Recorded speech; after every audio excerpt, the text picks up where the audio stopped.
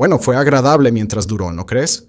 Por si no lo notaste, el estrecho de Hormuz, la vía marítima que ha dominado absolutamente la cobertura de la guerra con Irán desde finales de febrero, finalmente se abrió por fin, aunque solo por un minuto. Sí, fue un poco más que eso, pero no mucho más. Las cifras exactas varían dependiendo de a quién le preguntes, pero vimos que una cantidad de barcos de 2 cifras cruzaron el jueves, alcanzando su nivel más alto en 2 meses con alrededor de 25. Para el sábado, ya teníamos 55 barcos todavía, una fracción del nivel previo a la guerra de 130 a 160 por día, pero el progreso es progreso.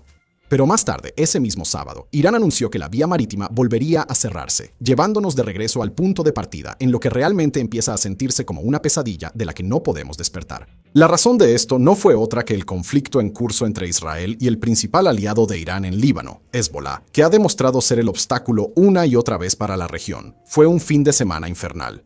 Si alguna vez hubo un argumento a favor del memorando de entendimiento recientemente revelado de Donald Trump entre Estados Unidos y la República Islámica de Irán, fue ese. A pesar de concesiones enormes, y realmente queremos decir enormes, por parte de Estados Unidos, el estrecho de Hormuz finalmente volvería a estar abierto. Las conversaciones estaban programadas para continuar entre ambos sobre el programa nuclear de Irán y tal vez, solo tal vez, podría salir del estudio por un momento. Antes de continuar con el episodio de hoy, quiero decirles que está patrocinado por la Guía Ilustrada de Supervivencia, que es increíble. Incluso la portada, mírenla, tiene esta hermosa textura mate y luego esta parte brillante aquí. Pero cuando la abres, bueno, primero déjenme decirles, se llama Los Cuatro. Es la Guía Ilustrada de Supervivencia y probablemente es el libro de supervivencia más entretenido que he encontrado. Y estoy bastante seguro de que será el más entretenido que ustedes encontrarán. La premisa es bastante simple. La humanidad se enfrenta a 4, como pueden ver ahí en la portada, diferentes escenarios apocalípticos. Un brote zombie, una pandemia, un invierno nuclear y el calentamiento global.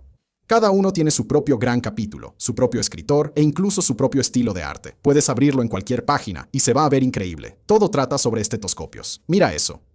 Y luego lo abres más adelante, y están hablando de raquetas para nieve. Y así es cada página, todas están bellamente ilustradas, cada una de ellas. Voy a hojearlo. Mira esto. Voy a encontrar una buena manera de mostrárselos. Podría hacerlo al revés, pero mira esto. Cada página. Cada página está bellamente ilustrada. Tiene más de 400 páginas. Es realmente pesado. Es realmente grande. Es una obra de arte. Es un libro que tendrás en la mesa de centro. Es algo que vas a hojear. He dicho muchas veces que es bueno, pero lo es. También comenzó como un proyecto en Kickstarter y terminó recaudando más de $600,000 de miles de patrocinadores. Y si lo abres, verás por qué. Mira, si te gusta el contenido de supervivencia, los mundos distópicos, los zombies o simplemente los libros realmente únicos, esto es para ti. Haz clic en el enlace en la descripción de abajo. Usa el código WARFRONTS para obtener un descuento en el libro. Y sí, o escanea el código QR en la pantalla si eso es más fácil para ti, como prefieras. Y ahora volvamos al episodio de hoy. Ahora, incluso el memorándum parece estar en soporte vital, si no es que completamente condenado. El sábado, la Marina del Cuerpo de la Guardia Revolucionaria Islámica de Irán anunció que el estrecho estaba, una vez más, cerrado al tráfico. Los funcionarios estadounidenses han evitado el tema de varias maneras o han intentado negar que el estrecho realmente estuviera cerrado, pero hasta el momento de la grabación no parece que nada esté logrando pasar. Entonces, ¿qué fue lo que realmente nos trajo de vuelta aquí después de que supuestamente toda esa lucha había terminado? Bueno, como ha sido el caso durante bastante tiempo en este conflicto, todo se reduce a 2 grupos que ni siquiera estaban involucrados en el memorando original, Israel y Hezbollah. En la parte superior del acuerdo entre Washington y Teherán, el punto número 1 es un requisito que establece, cito, un fin inmediato y permanente a la guerra en todos los frentes, incluido Líbano. El problema es que son Israel y Hezbollah quienes están luchando en Líbano, sin que ni Estados Unidos ni Irán sean participantes directos. El problema aquí siempre iba a ser que Estados Unidos estaba firmando el acuerdo esencialmente en nombre de Israel, mientras que Israel dejó en claro que no quería tener nada que ver con él. Para dar un poco de contexto, poco después de que Estados Unidos e Israel lanzaron su campaña contra la República Islámica, el 28 de febrero, Hezbollah se unió a la refriega en nombre de sus aliados en Teherán y abrió otro frente más. Desde entonces, Jerusalén ha lanzado lo que es esencialmente una invasión total del país, donde decenas de miles de efectivos de las fuerzas de defensa de Israel ocupan una gran parte de su territorio. Así que no fue sorpresa que los combates continuaran durante toda la semana, culminando en una serie de ataques aéreos israelíes el viernes que, según se informa, mataron a 83 personas y dejaron a otras 141 heridas. Aún más confuso fue que, en medio de todo esto, el viernes finalmente se acordó un alto al fuego, nada menos que. El acuerdo fue resultado de negociaciones entre los gobiernos de Líbano e Israel en Washington, que finalmente empezaban a dar frutos, al menos en papel. Según ese acuerdo, todos los disparos debían cesar a las 4 p.m. hora de Líbano. Pero, para sorpresa de absolutamente nadie, el alto al fuego duró menos de una hora, con más de 100 ataques aéreos israelíes adicionales en todo el país en las horas siguientes. El punto crítico de The Flash se redujo a una colina llamada Ali al-Tahar, que da directamente a la ciudad de Nabatea. Las fuerzas de defensa de Israel ya habían intentado y fallado anteriormente esa semana en tomarla, y el viernes por la noche, durante el alto al fuego, según se informa, lo intentaron de nuevo. Hezbollah respondió al fuego, e Israel acusó a Hezbollah de violar el alto al fuego. Como antes, las fuerzas de defensa de Israel habían declarado que la cresta ahora formaba parte de su zona de operaciones, esencialmente afirmando que era un área por la que Israel aún tenía permitido moverse y disparar contra Hezbollah bajo los acuerdos del alto al fuego. Así que, al intentar retirar sus mapas de ocupación, Israel estaba argumentando que podía disparar legítimamente contra Hezbollah en esa zona. Vaya día. Dado lo ineficaz que resultó ser, o si somos honestos, completamente falso, el alto al fuego del viernes, Irán básicamente había llegado a su límite.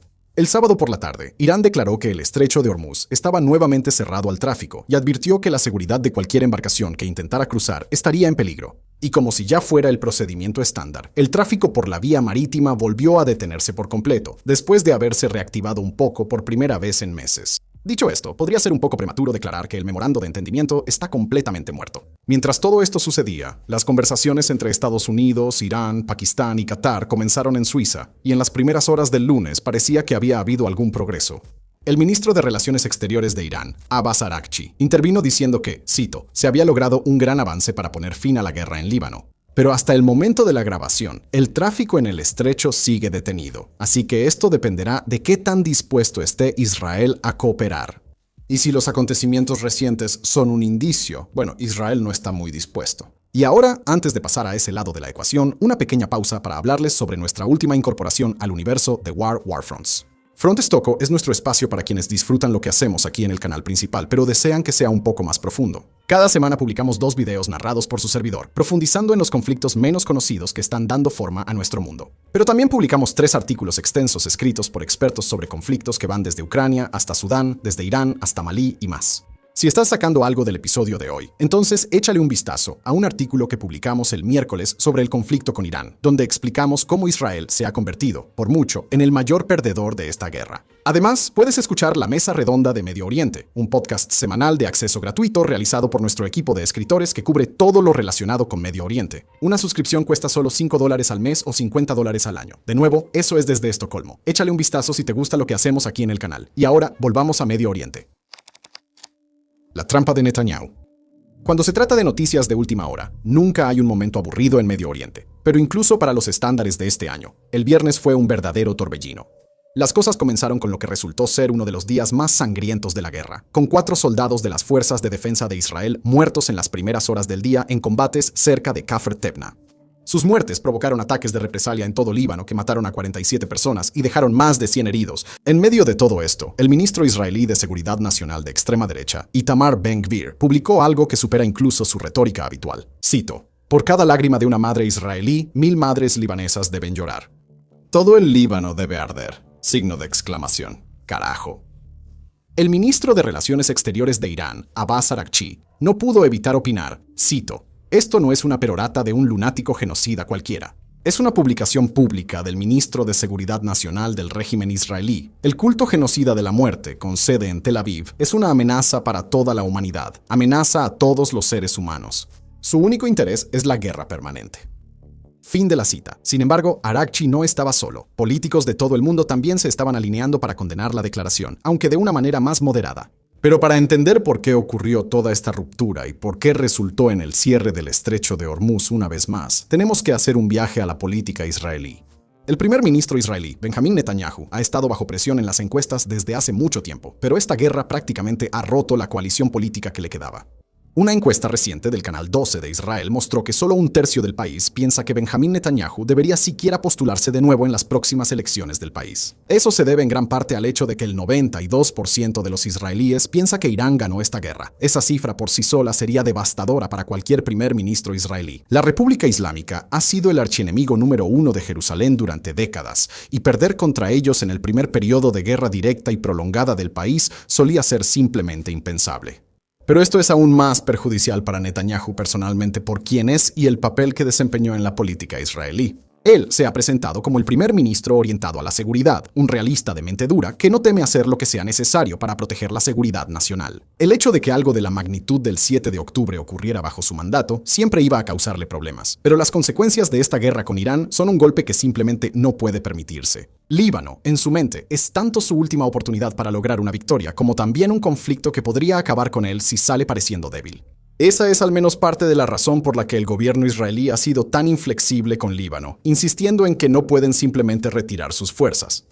Eso constituiría una derrota total de Israel en todos los frentes. Sin embargo, es interesante que parece que Netanyahu ya no tiene ningún camino hacia la victoria. Está siendo criticado por prácticamente todos, sin importar la dirección que elija. Sus oponentes políticos, sus antiguos aliados, incluyendo a Ben-Gvir, han acusado al gobierno de destruir la posición de Israel en el mundo. El líder de la oposición, Yair Lapid, publicó en X que, cito, «Si no reemplazamos rápidamente a este gobierno, las relaciones exteriores de Israel quedarán destruidas». Fin de la cita. Sin embargo, desde la otra dirección también está siendo criticado por no ser lo suficientemente agresivo tanto con Irán como con Hezbollah en Líbano. El ex primer ministro, Naftali Bennett, lo ha acusado abiertamente de normalizar los ataques de Irán contra Israel y de restringir en exceso al ejército en sus operaciones dentro del Líbano. Y a lo largo de todo esto, la relación de Jerusalén con Washington muestra más señales de tensión que nunca antes. El vicepresidente J.D. Vance criticó públicamente al gobierno israelí por intentar, y cito, matar para salir de cada uno de los problemas de seguridad nacional que tienen. Eso siguió a una serie aparentemente interminable y totalmente sin precedentes de ataques del propio Trump. Citando los altos niveles de bajas civiles y destrucción de infraestructura en Líbano, les dijo a los reporteros a finales de la semana pasada que él cree que Siria debería ser quien estabilice Líbano. ¿A dónde exactamente irá Netanyahu a partir de aquí? Es algo que nadie sabe, aunque dado que el destino del transporte marítimo internacional depende de que Israel se controle más, tenemos que imaginar que Estados Unidos ejercerá aún más presión sobre Jerusalén para que termine las cosas. De cualquier manera, esto es prácticamente una derrota garantizada para Netanyahu. No hay opciones que pueda tomar en este marco actual donde no le dé municiones a sus oponentes para atacarlo. Mientras Jerusalén debate quién tiene la culpa de este desastre, las decisiones sobre lo que sucederá después en Líbano parecen estar moviéndose cada vez más en una dirección completamente diferente. ¿Cómo cambian las cosas? Durante la mayor parte de los dos mandatos de Trump, la frase que dominó cualquier discusión sobre sus políticas hacia Irán fue máxima presión. Y durante años, Estados Unidos cumplió esa promesa. Washington puso fin a todo el alivio de sanciones otorgado bajo el acuerdo nuclear de la era Obama como punto de partida, y solo escaló a partir de ahí. Ahora, sin embargo, parece que la situación se ha invertido por completo, y es Irán quien está aplicando la máxima presión sobre Estados Unidos. Aquí en Warfronts hemos cubierto extensamente no solo cómo Estados Unidos no logró ninguno de sus objetivos estratégicos durante la guerra con Irán, sino que también sufrió el mayor conjunto de fracasos estratégicos desde Vietnam. Así que no vamos a volver a tratar esos temas hoy, aunque sí les animamos a que vean nuestros episodios más recientes sobre Irán. Basta con decir que los reveses de Estados Unidos son lo que ha permitido que Irán salga de la guerra con verdaderos avances estratégicos, y ya estamos empezando a ver lo que esto significa para el mundo en general. Con el nuevo poder y la confianza de la República Islámica en su capacidad para mostrar su fuerza en el estrecho de Hormuz, la nación nunca había tenido tanta influencia sobre lo que sucede en la región. Estaba claro desde el momento en que se firmó el memorando de entendimiento que así sería, pero Irán no ha perdido el tiempo en aprovechar su poder al máximo. Esta vez, Irán ha decidido demostrar su fuerza apoyando a Hezbollah. Hay algunos beneficios principales para Teherán con su nueva campaña de máxima presión. El primero es el más obvio. Al usar esta influencia, pueden ayudar a Hezbollah a sobrevivir frente a Israel. El grupo es uno de los pocos aliados que le quedan a Irán, aunque eso podría estar a punto de cambiar mientras la región se reorienta. Eso por sí solo marca un gran cambio respecto a cómo ha funcionado su red, conocida como el eje de la resistencia, durante la mayor parte de las últimas 2 décadas, especialmente en lo que respecta al mayor problema estructural de la alianza. Siempre se vendió como un pacto de defensa mutua, pero en realidad funcionaba como un sistema unilateral donde los miembros externos existían para proteger a Irán si llegaba el momento, pero Irán nunca asumió la misma responsabilidad a cambio. No abandonaron por completo a grupos como Hezbollah, pero cuando se involucraban, siempre se limitaban a enviar un mensaje del tipo «Vaya, qué locura, hermano, suerte», cada vez que Israel iniciaba hostilidades contra un grupo proxy iraní, pero esos días se acabaron. Irán ha sostenido desde el alto al fuego de abril que Líbano debe ser incluido en cualquier acuerdo de paz bajo términos que incluyan la retirada total de las fuerzas israelíes del país. En ese entonces, sin embargo, esto podía considerarse simplemente como otra demanda que debía abordarse en las negociaciones. Hoy en día, Irán puede forzar la situación y establecer las líneas rojas que sus líderes elijan sobre los asuntos en Líbano. Si Estados Unidos intenta resistirse, Irán cierra el estrecho de Hormuz, y así es como funciona ahora el Medio Oriente. El segundo beneficio para Irán es que defender a Hezbollah realmente no les cuesta nada. Ambas partes han firmado el memorando de entendimiento. El petróleo iraní ya está fluyendo una vez más, e Irán está obteniendo al menos algunos de los beneficios del acuerdo mientras hablamos. Ese acuerdo estableció un periodo de 60 días después de su firma inicial como el plazo en el que se llevarían a cabo las conversaciones nucleares. Así que, al ponerle freno de manera efectiva a la campaña en curso de Israel en Líbano, Irán se está comprando tiempo. Los beneficios del acuerdo están empezando a acumularse y, a cambio, Irán no concede nada. Todo esto es, en parte, cómo se va a ver la República Islámica 2.0. Aunque los líderes que fueron eliminados como parte de la Operación Furia Épica no eran precisamente moderados, ciertamente eran menos radicales que los que han tomado su lugar para reemplazarlos. Esto se ve quizás más claramente en la transición del líder supremo, el ayatolá Ali Khamenei, a su hijo Mojtaba Khamenei. Mientras que el anciano pudo haber sido mucho más cauteloso y reservado, el joven lo es menos. Y, sin embargo, al mismo tiempo, esa nueva confianza es lo que hace que este momento sea tan precario para Irán. El éxito de la operación en Venezuela en enero de este año fue parte de lo que le dio a la administración estadounidense la confianza de que podrían repetir la hazaña cuando llegara el momento de atacar a Irán. Puedes ver que también funcionó eso, pero ahora la misma trampa podría estar esperando a Irán. La República Islámica acaba de salir de negociaciones que resultaron en concesiones que antes eran impensables. Trump cedió, en gran parte, para que el tráfico volviera a fluir por el estrecho de Hormuz, decidiendo que aliviar los mercados energéticos valía la pena el costo. Pero Washington solo tolerará hasta cierto punto para mantener el estrecho abierto, y si se elimina la única concesión que se suponía que Washington iba a recibir, Teherán podría estar en riesgo de volver a llevar la región a un conflicto abierto. El propio Trump está lanzando amenazas de nuevo, afirmando que bombardearía a Irán si la situación sigue avanzando en esta dirección. Y aunque las amenazas de Trump no siempre son las más creíbles, en Washington hay un deseo de ver que la Casa Blanca reafirme su dominio. El senador Lindsey Graham, quien es uno de los halcones más duros contra Irán que uno pueda imaginar, estuvo supuestamente en conversaciones con el presidente durante casi 5 horas el viernes. Después dijo que si el acuerdo fracasa, cree que Estados Unidos lanzará una campaña directa para tomar Hormuz y establecer su propio sistema de peaje para cubrir los costos.